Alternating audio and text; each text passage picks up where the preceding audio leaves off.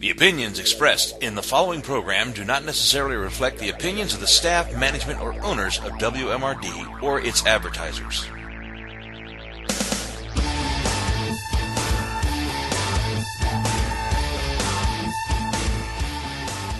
Hello and welcome to the Oathkeeper Show, a collection of rants, raves, personal observations, and insights on current events, social issues, and things that just don't pass the common sense test. I am the Oathkeeper, and here's today's topic. Happy Veterans Day. And I say that with all honesty and all integrity. I myself am a veteran. I spent 14 years in the United States Air Force, and I proudly served in the first Gulf War. Many of my friends are active duty and are veterans, and today, Veterans Day, is the day that we stop and say thank you to all those folks for all the hard work that they do. And that being said, I gotta tell you folks, if you have never dedicated your life, if you have never served in the United States military, you do not have the right or the ability to sit there and second guess what it is that our men and women in uniform, past, present, have had to deal with. You just do not have a clue. So when some idiot like Tom Cruise says that acting is as hard a job as being in Afghanistan, I really have to stop and consider that maybe, just maybe, he's drinking a little too much of the Scientology Kool-Aid. I was in the Gulf War. I don't think that Tom Cruise understands what it's like to be separated from your children by thousands of miles. I don't think he knows what it's like to be separated from your family, and the only contact that you have is a phone call or a letter. Because back during the first Gulf War, we didn't have emails. We weren't, high tech back then. We didn't have emails and things like that we could communicate on a daily basis. So it was letters and phone calls. And the phone calls were about once a week, and the letters were as often as you had the time to sit and write them. So no, Tom, you don't know what it's like to be. Now, sure, you did a great job portraying a naval aviator in Top Gun, and hey, I'm pretty sure that your stuntman made you look really, really good. But let me explain something to you about the reality of being in actual combat. You see, Tom, there's no director yelling cut when something doesn't go right. There's no stuntman that steps in and takes your place at a time when it's too dangerous for you to be there. There is no take two. There's no, it's an as-is situation where people have dedicated their life to the support and the defense of the Constitution of the United States. Basically, so jack handles like you can sit back and go, my life is harder than them.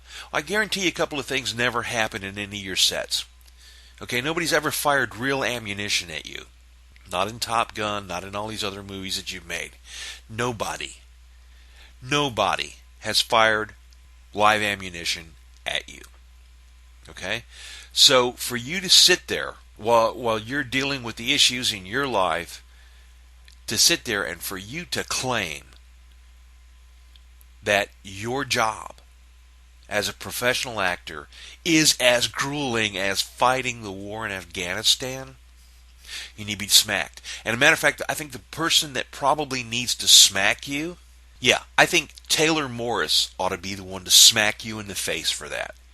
And I'm not going to sit there and say that I advocate violence on a daily basis, but there are some times when somebody opens that hole under their nose that what comes out is so profoundly stupid, so profoundly self-centered, so profoundly rooted in non-reality that that's what it takes. Now, for those of you that don't know who Taylor Morris is, shame on you. Here's a kid that did exactly what he was supposed to do. He went out, he joined the military, he defended this country against all enemies, foreign and domestic, got both his arms and both his legs blown off. Now, I guarantee you, Mr. Tom Cruise, that never stinking happened at any of your movie sets. that the risk of you losing both your arms and both your legs never was even a remote possibility. And this guy, Taylor Morris, did it and lost both arms and both legs. Well, Taylor Morris is a heck of a guy. I got to tell you, it's my desire one day to actually meet this kid, because I think he is the epitome of what it is to be an American.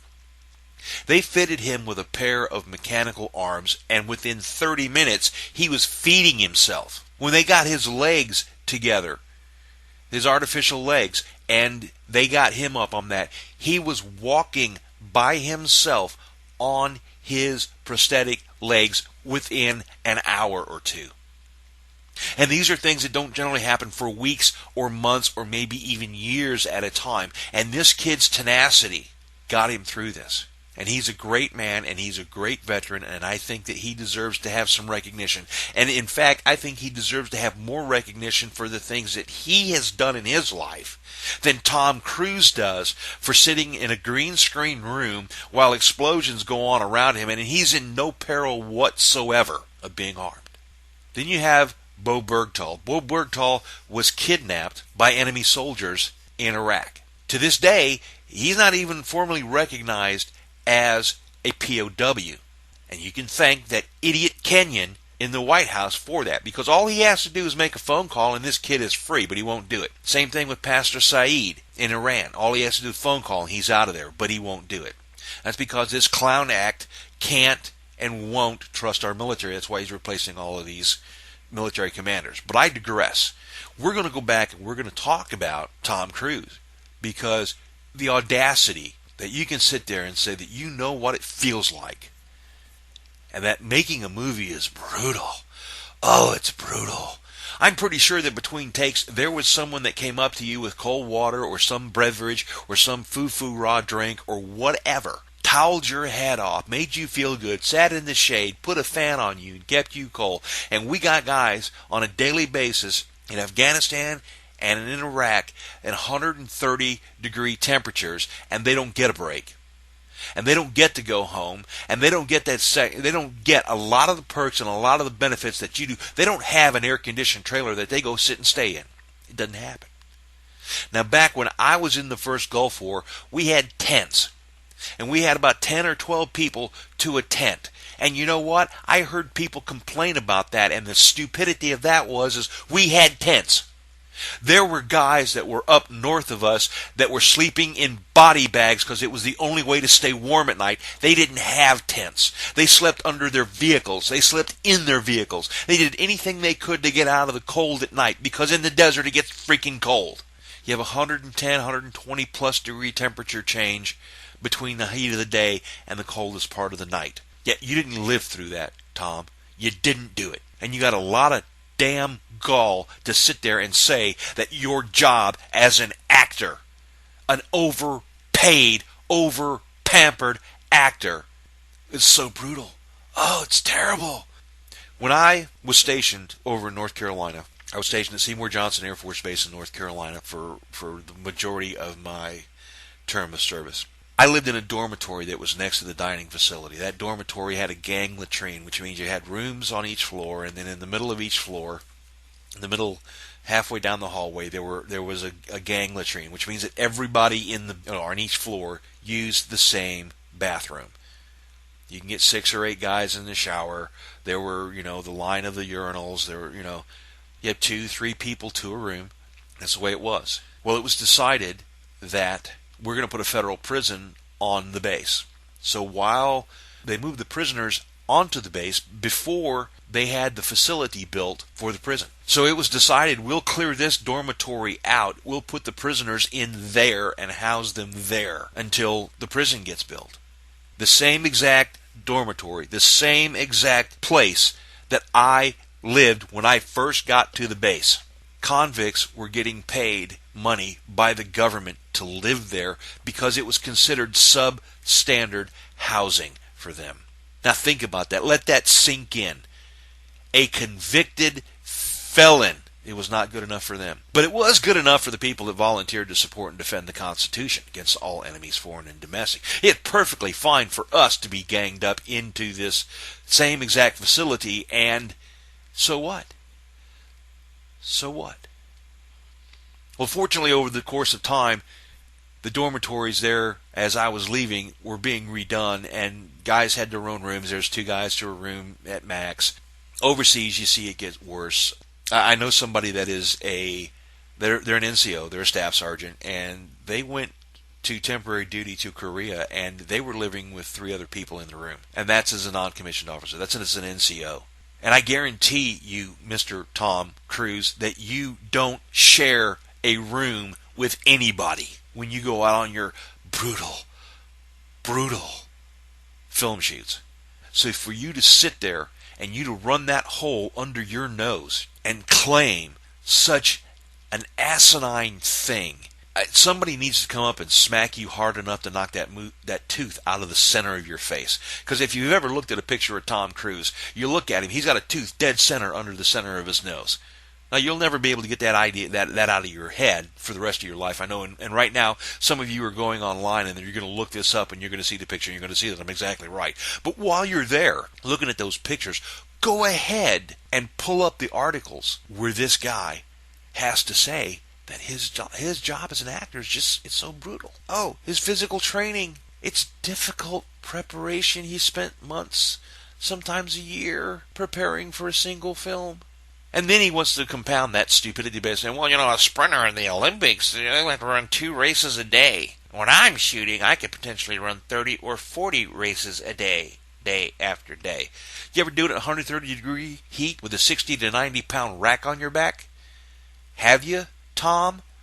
I don't think so. You've flown commercial 1 time in the last 4 years, and that was because you didn't have a choice. When was the last time that you were packed onto a C-130 with a bunch of equipment and flown 13 hours to another place where you had to unload the C-130 and you had to set the stuff up? When's the last time that happened? I spent a number of flights traveling back and forth between our area of responsibility, our AOR, in the Middle East, and my home base in North Carolina. That's a 16-hour flight. Some of those we lucked out. They flew a commercial contract, which is a commercial aircraft that has flight attendants. Can't say stewardess, that's a sexist remark, but they have flight attendants. And they did the best they could in doing what they were doing, understanding where we were coming from, understanding where we were going. But I guarantee you, Tom, you never had to deal with that. And especially since you've taken 1 commercial flight in 4 years. And I'm pretty sure that was a first-class ticket. I'm very sure you didn't sit coach. So you'll pardon me if I have real issue with you claiming that your job is harder than our active duty military. Your job is harder than our veterans that we're recognizing and thanking today. I think that you ought to get off your high horse and apologize to them. But I think that before you apologize to them, I think you need to spend a year making less than minimum wage, living in their environment, living the way that they have to, and then you come back and you tell me, or you tell anybody, that your life, your job, your pampered environment that you live in is so brutal. You've been listening to the Oath Keeper Show on Retro Country Bear 94.5 in Maynardville, Tennessee. The opinions expressed in this program do not necessarily reflect the opinions of the staff, management, or owners of Bear 94.5 or its advertisers. You can also read my column in the Polygraph newspaper, available in most places around the tri-state area. Thanks for listening. Have a great day.